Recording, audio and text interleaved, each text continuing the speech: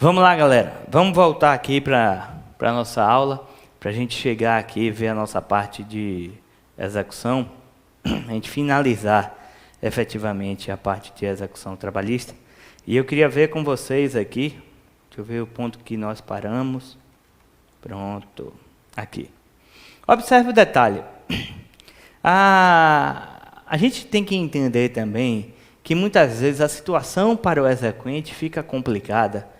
Muitas vezes quando ele não consegue atingir os bens da empresa, ou quando a empresa não tem bens suficientes para poder pagar o débito. Se a empresa não tiver bens suficientes para pagar o débito, a gente vai fazer o que a gente chama de desconsideração da personalidade jurídica. A desconsideração da personalidade jurídica, ela pode ser aplicada na forma prevista nos artigos 133 a 137 do Código de Processo Civil.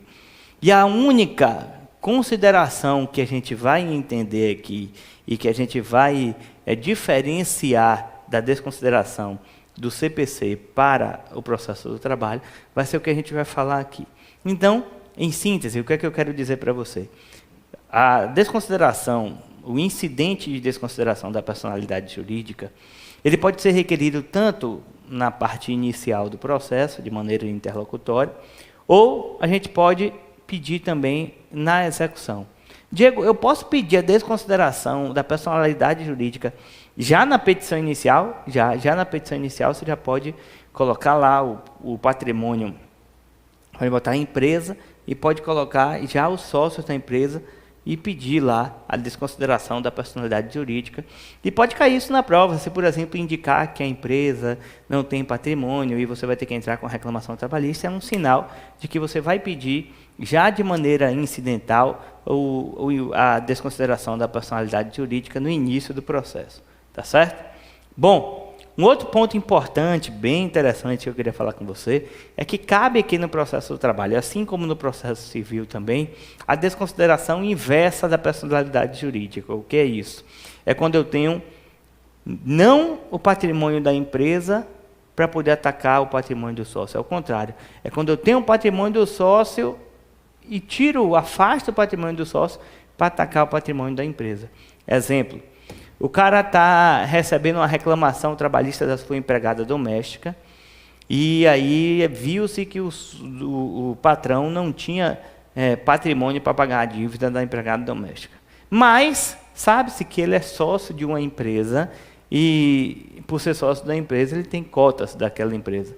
Eu posso afastar o patrimônio da pessoa física para atacar o patrimônio da pessoa jurídica, através da desconsideração inversa da personalidade jurídica. Tá certo? Bom, um outro ponto interessante, Mike, pede para pegar uma aguinha para mim, por favor. Um outro ponto interessante que a gente precisa entender é que aí para o processo do trabalho é uma coisa bacana, se for requerido o incidente da desconsideração da personalidade jurídica na parte inicial do processo, durante a fase de conhecimento, nesse caso é diferente da consequência jurídica da desconsideração da personalidade jurídica na execução. Por que isso? Observe. A partir do momento que eu peço de maneira incidental, na fase de conhecimento, a desconsideração da personalidade jurídica, se o juiz rejeita esse incidente ou ele acolhe esse incidente, significa que ele está proferindo uma decisão interlocutória. Perfeito seu raciocínio.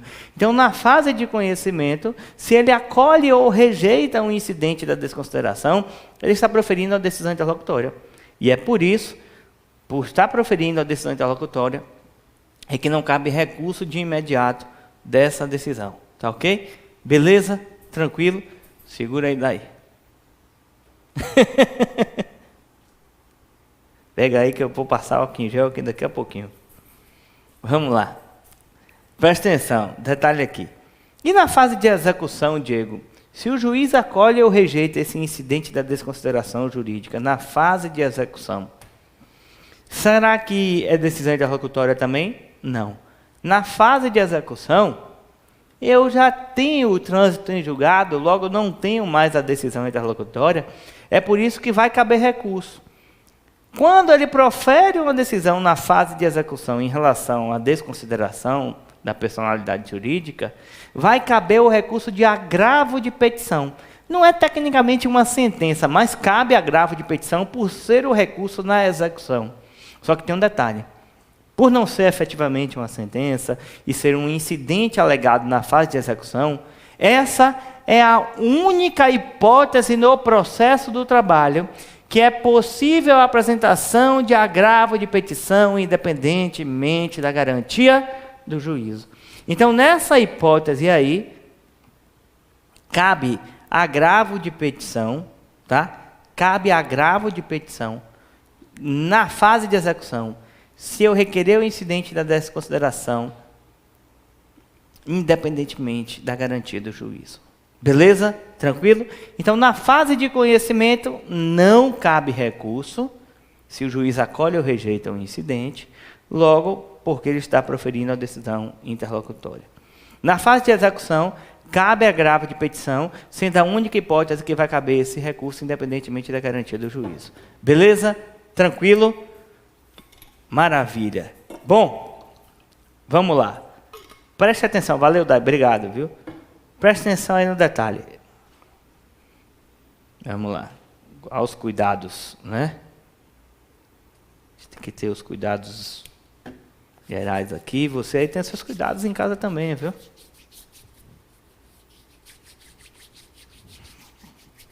Passar esse álcool em gel direitinho aí para a gente se cuidar.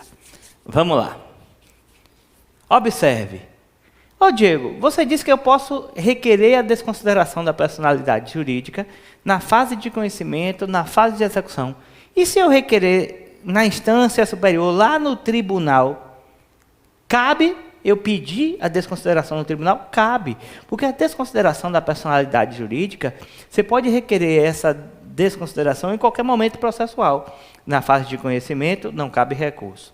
Na fase de execução, cabe agravo de petição. E se eu requerer lá no tribunal, cabe o quê? Agravo interno. Agravo regimental ou interno, se eu requerer esse incidente já na fase de execução. Ou, perdão, já no Tribunal Regional do Trabalho. Beleza? Tranquilo? Maravilha. Bom, o que é que eu quero falar com você aqui agora? Um ponto que é importantíssimo que eu queria conversar com vocês é o seguinte, deixa eu beber uma aguinha aqui.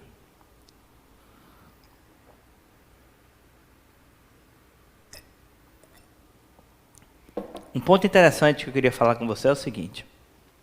Muitas vezes, o exequente quer atingir a desconsideração,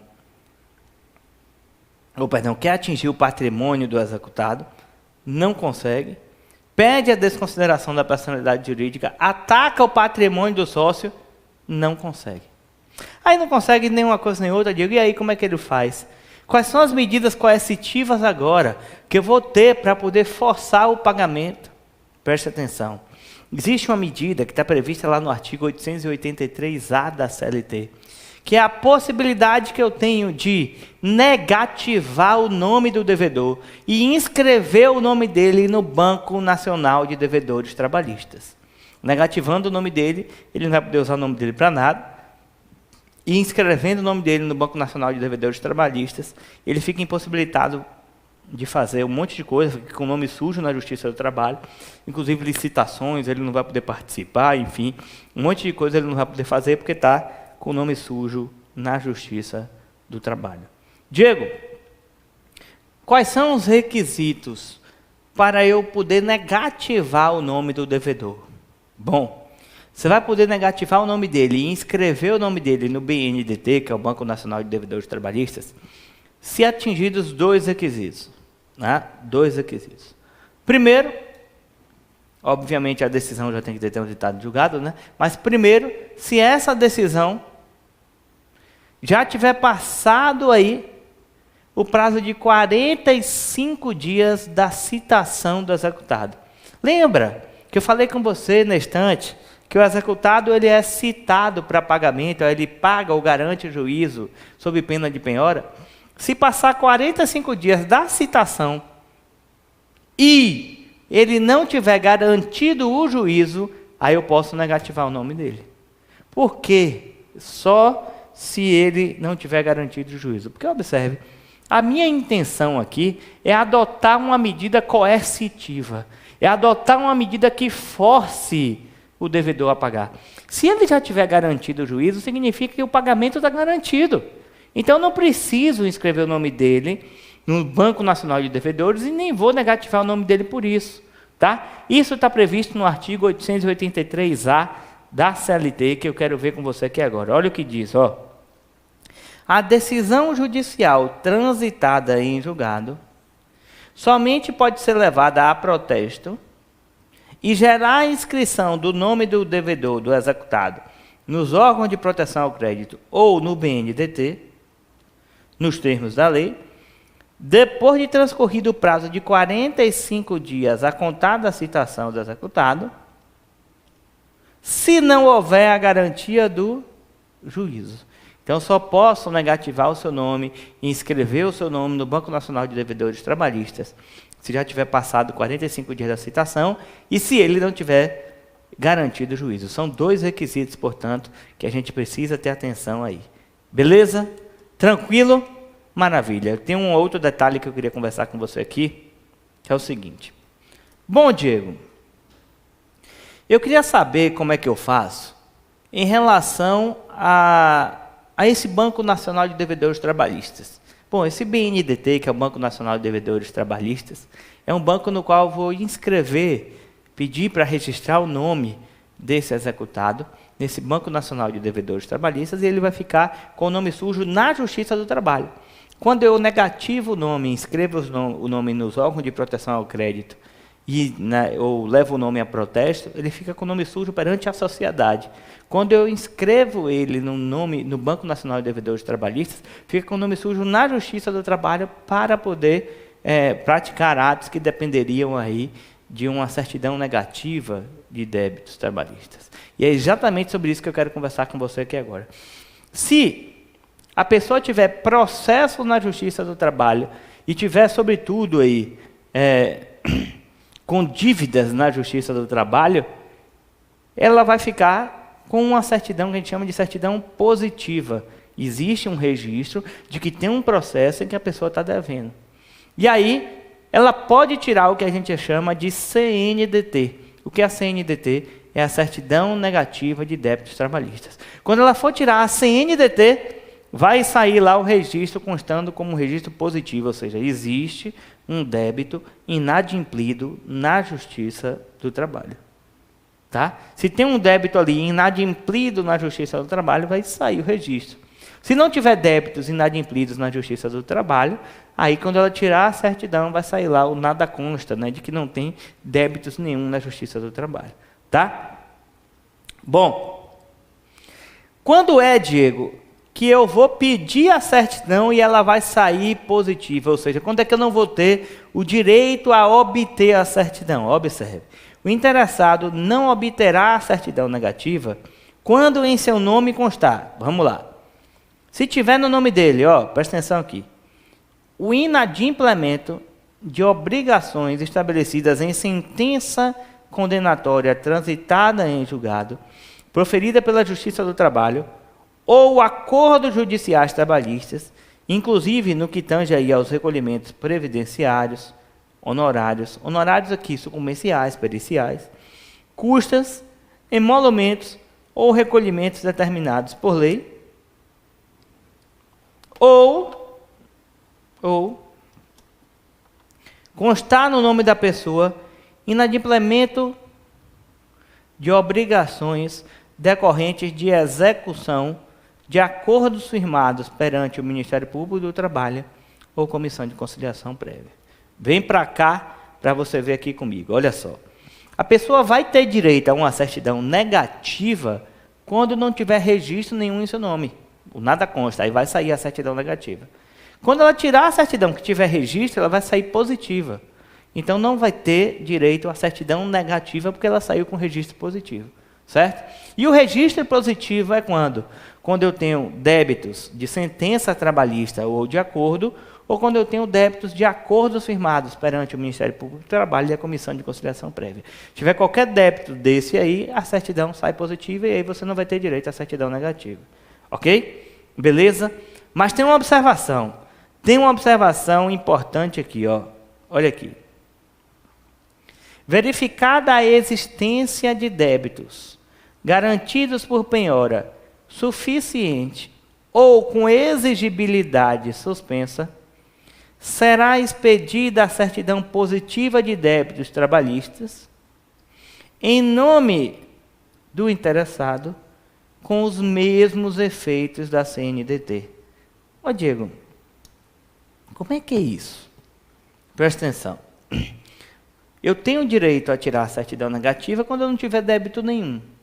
Mas, se eu tiver débito na Justiça do Trabalho, mas esses débitos estiverem garantidos por penhora, ou seja, eu tiver feito, saiu um processo lá no nome da minha empresa, na hora que eu fui tirar a certidão negativa, veio um registro.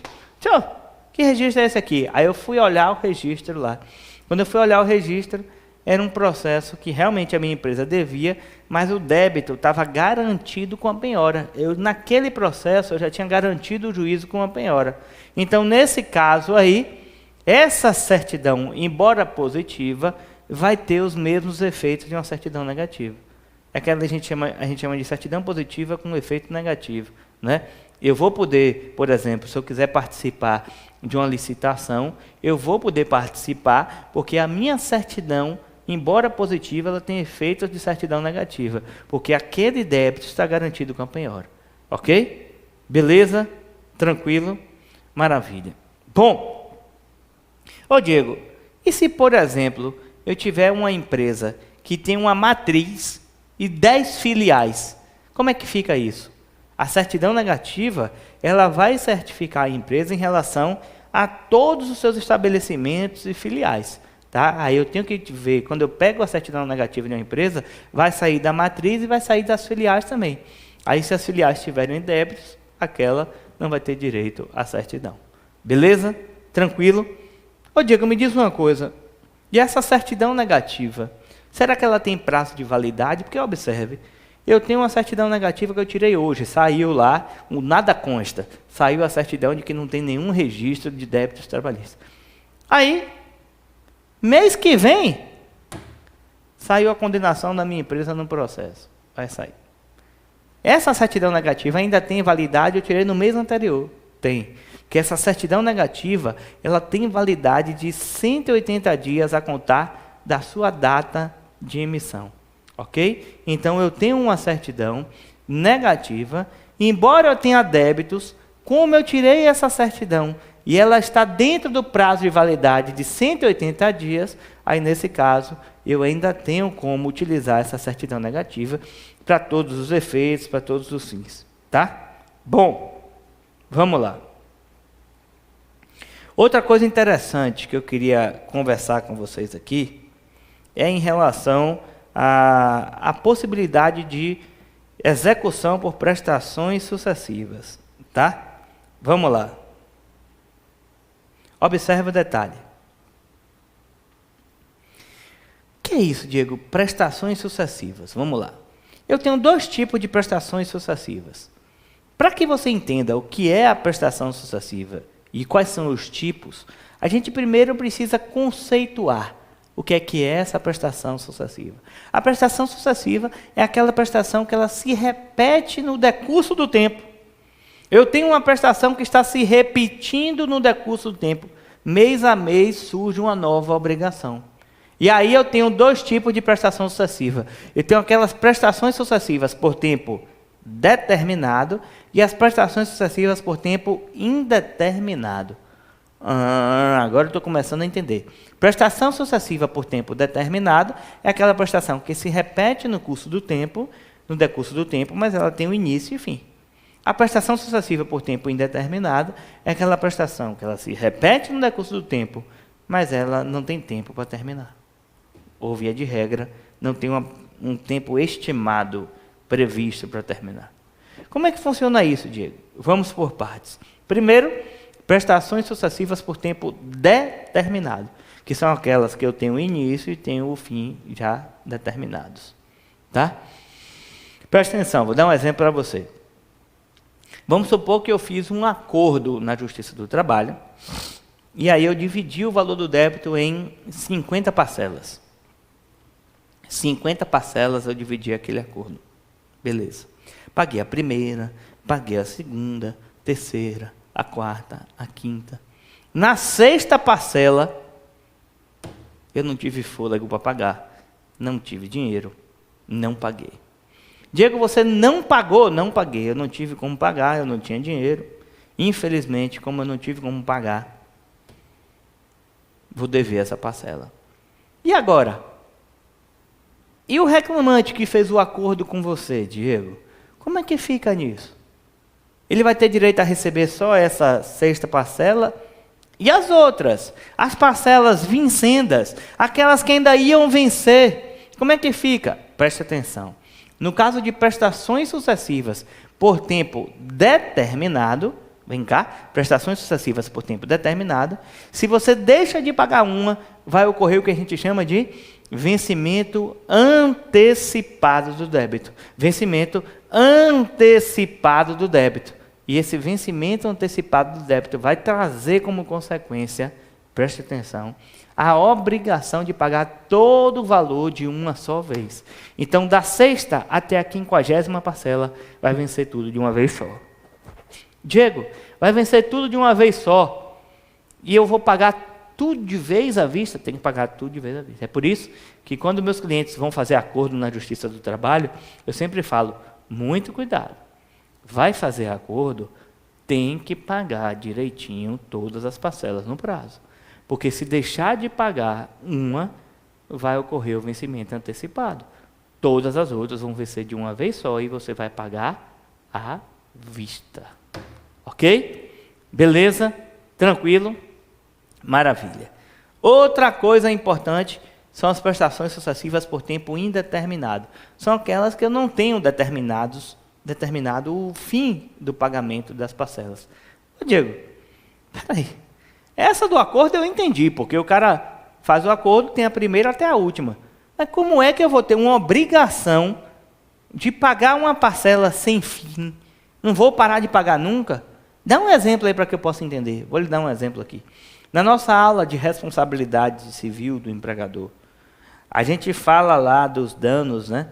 E a gente cita que quando o empregado ele sofre um dano à sua saúde, e esse dano gera uma redução na sua capacidade laboral, o empregado tem direito a receber uma pensão correspondente à redução da capacidade laboral. Lembra disso? Lembra que a gente falou isso? Bom, se você está assistindo pela quarentena aí dos Serjais, você não teve acesso, você pode ter acesso no nosso curso da nossa turma regular. Se você tiver interesse, manda mensagem para mim, que eu passo para o pessoal do curso aí para ver quais são as condições que a gente tem para oferecer esse curso para você, tá bom?